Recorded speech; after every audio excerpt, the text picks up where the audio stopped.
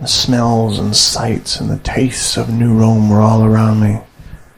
I was smiling wildly. I was huge grin on my face, and everyone was smiling back. This really was perfection. This really was the most beautiful place that I'd ever seen. I could see people even with blood running down their face, leaning up against the side of a wrecked car that they lived in. They'd had blood that had dried on them, and a pattern on their face that they probably made themselves using the mirror of the car. It dried there and looked like dustings of red snow on their profiles of their cheeks. And I thought how wonderful it was, how incredible that you could make dried blood look so attractive on a child. Onwards we glided. Further and further we went. The streets turned back on each other, and I was sure that I turned around and we'd passed the same point 7 times, 8 times, and I thought I saw myself sitting in different people's homes, drinking with them, laughing with them. I would wave to myself, and not wanting to be rude, I would wave back.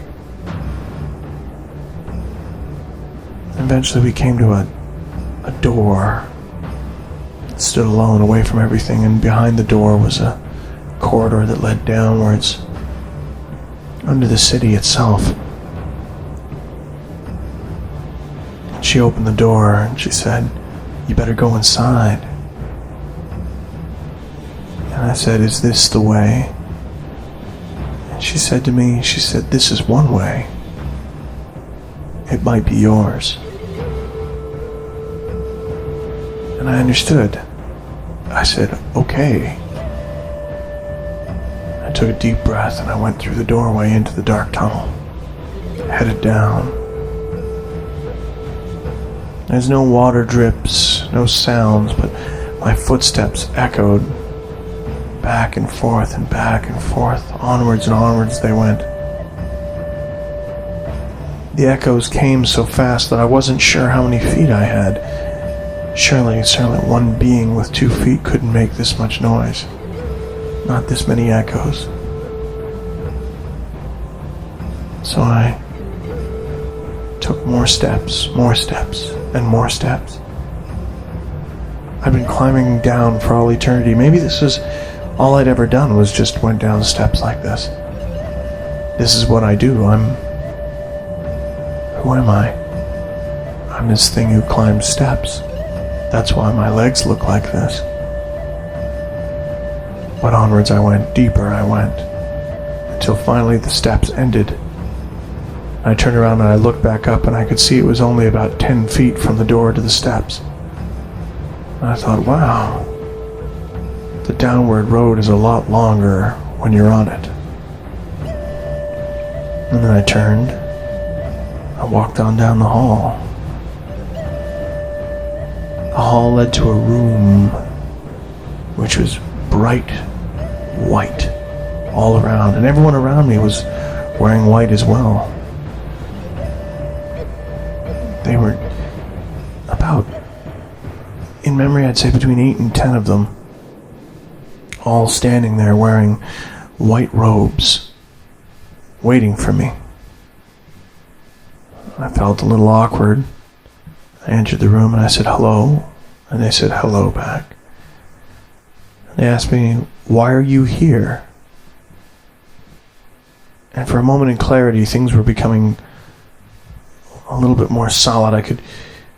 The bongweed was beginning to wear off. I was drifting away in a wave, and I looked around the room and I could see it was not a waiting room. It was this odd room. There was doors to both the left and the right that had been made, and there was a bed there, a medical gurney with wheels on it. And I said, "I'm here to see," but then the wave came back in again.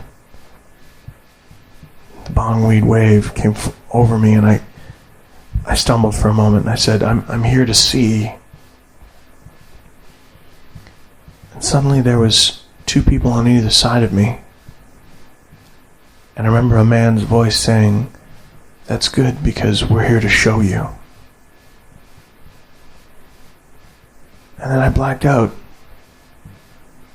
And I was in a sea, a wide ocean, blue as that woman's hair. Maybe it was her hair. Maybe I was swimming in an ocean of hair, and I was trying to stay alive, stay afloat. And I felt things slipping away again. I felt things moving inside of me, around me, as though this water was seeping into my pores. I felt it creeping up into my head. I felt it saturate me. I felt it absorbing into my mind. I felt it behind my eyes, itching.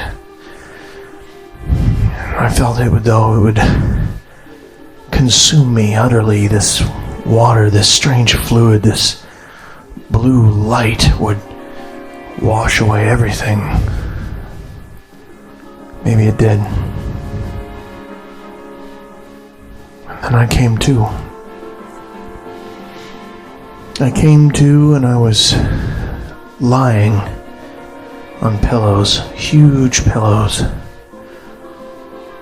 multicolored, in a room that looked like it was from some history book, a Persian candlelit harem room that had none of the women there. It was deep colors and rich, with strange markings and paisleys and veils, all manner of colors, all lit by candlelight.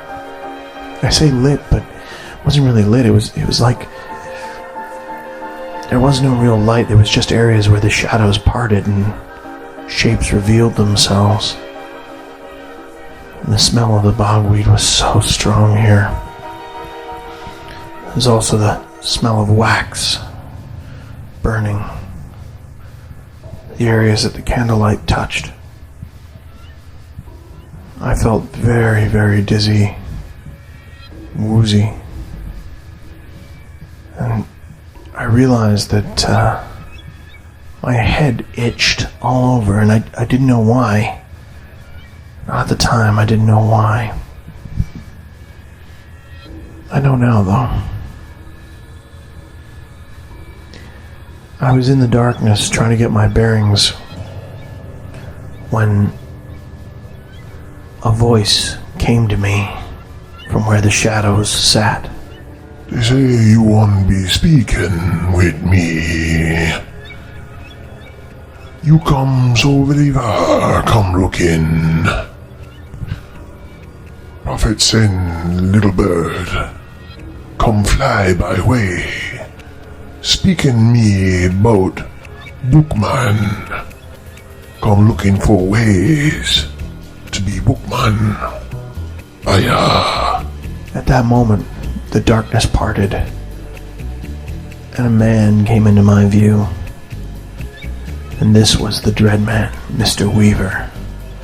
He was small and didn't look Jamaican to start with. I thought he might have been maybe Aboriginal or some kind of remote African tribe. He couldn't have been much more than 5'3" or 5'4", but his dreadlocks, huge matted dreadlocks, stretched right down his whole body, and I could see these wires that had been weaved in, one steady wire throughout the whole dreadlock, back and forth, clung to his body, shimmered.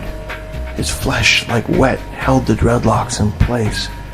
It sat on his head like some huge spider that ran down his form. He walked out of the darkness, and he was wearing the most primitive-looking loincloth, like something an Indian Swami would wear from some strange history text. It was this man before me in all of his simple dress, with